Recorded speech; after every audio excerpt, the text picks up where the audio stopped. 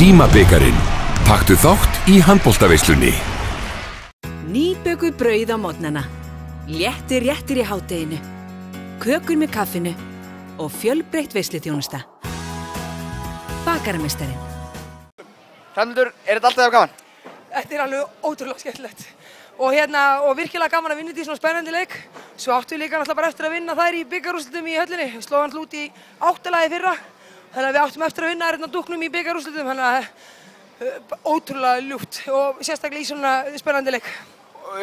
Fyrri hálfleikurinn var ekki sérstakur ykkar hálfu, sérstaklega ekki sóknarlega, það skoruðu ekki 8 mörk. Var farið að fara ykkur? Nei, ég get algjörlega sammála því. Það var mjög slakur á okkar hálfu og við áttum bara að fá lausnir við þeirra varnarleik og vorum bara alltaf staðar og eina sækja með hinna horfðu og svo bara, inn í hálfleik og aðeins að stilla okkur upp á nýtt og svo bara mættum við miklu áræðinar og allar miklu hreyfanlegri og bara einhvern veginn brutum í sig strax eftir bara 5 mínútur.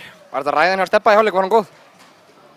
Já, hann var alveg sallar rólegur, það var svona bara aðalega, hann þurfti bara aðeins að koma með lausnir, það komu.